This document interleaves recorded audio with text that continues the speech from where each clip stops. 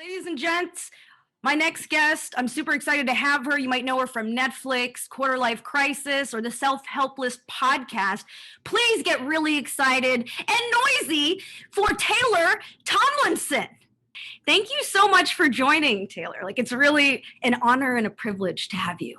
Oh my goodness. I mean, well, if it's an honor and a privilege, you need to set your sights higher in life. No, I appreciate that. Myself. I don't want to disappoint myself. I'm going to keep the bar where I know I can reach it. So right. I can get Taylor on a Zoom. Can I enjoy this moment, Taylor? Can I enjoy this? I'm so sorry. Thank you so much. It's an honor and privilege for me as well. Well, it was crazy because years ago, you've been doing stand-up since you were 16. Mm-hmm. So you're simultaneously young and seasoned, which right. I think is so dope. No, I just remember when I saw you for the first time. So you were probably in your early 20s and I was, don't worry about it. But I think I knew you were young, but that was the first time I saw you live and I was so impressed. That's very nice. I appreciate that. Also, I mean, I shouldn't ask you how old you were, but I just assumed you were my age or younger. So I'm like, you look way better than I do. It's so funny. I get treated differently when people find out how old I am. Do you? Because you look so young. I preserve well, I guess. Yeah. I don't know what's going to happen when I hit 50, but I let me just enjoy it while it lasts because I don't know how long I have. I remember when I saw your 15-minute spot on Comedy Lineup and you stood out. Was that the first special type of thing you've shot? Mm-hmm. Yeah. How was that? This seems like a very high pressure situation. And yeah, I mean, I was very, very nervous about it.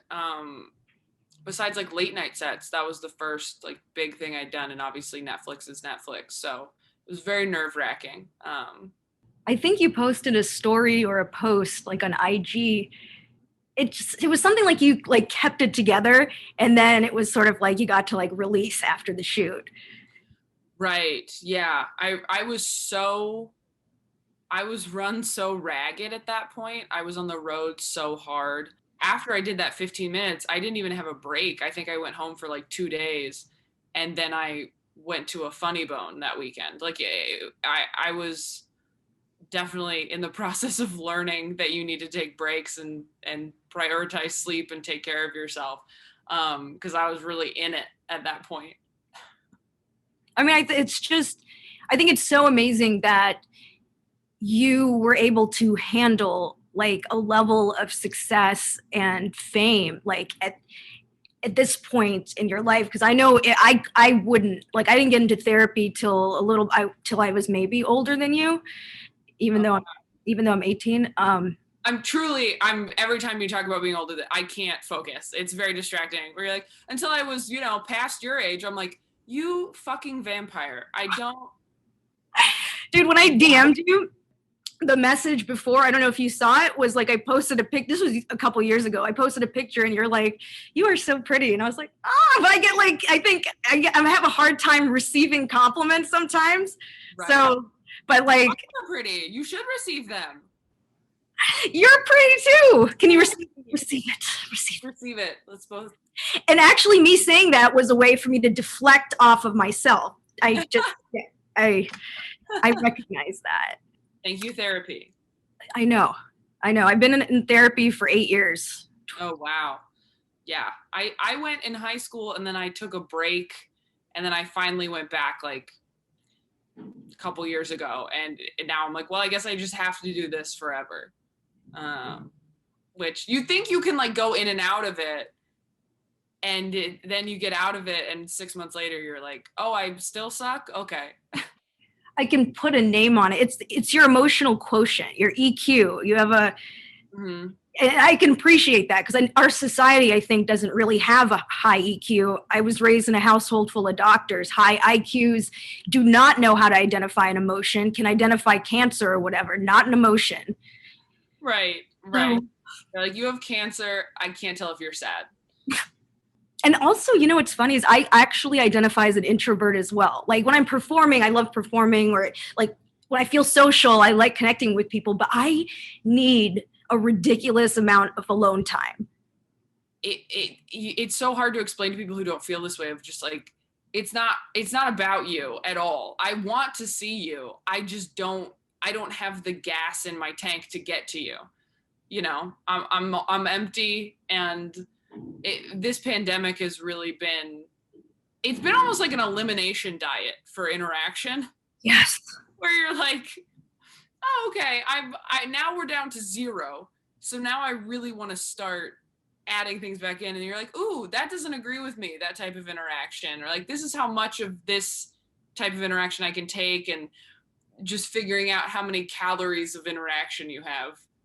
Yeah, and that's LA too, is like, you have all these people that are like, let's get coffee, and you're like, okay, I can do that in like 2 weeks, and I really want to, but I can do it in 2 weeks.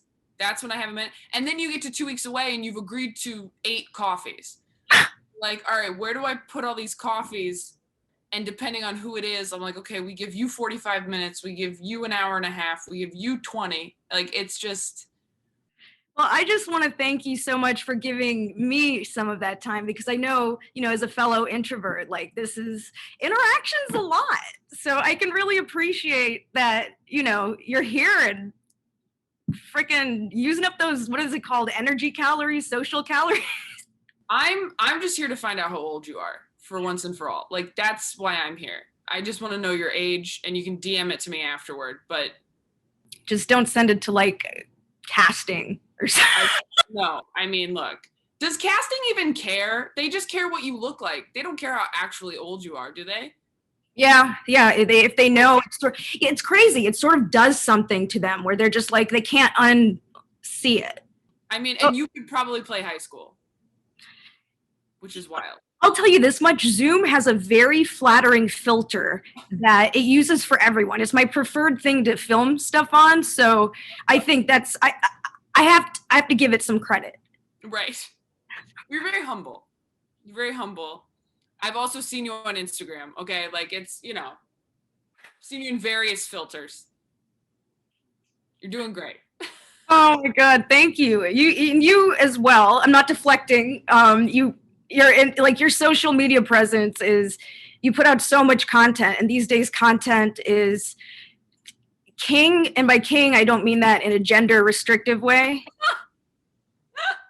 Right. Let's not trigger anybody. It is the monarch. Social media is content is the monarch. Yeah, I think that the what's it called? The pandemic was really good for social media as well, in terms of, it was all we had for like 6 months. And so we all remember when everyone was live on Instagram? It was all of us trying to figure out how to be good at social media, when we've been these like, I'm just going to be good at stand-up. I'll be okay at social media, but I'm a pure stand-up.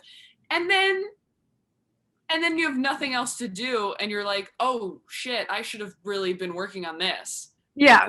And now I have no excuse. And I certainly got better at it this year. So if nothing else, we sort of figured out TikTok. Oh, Taylor, do you have anything to plug?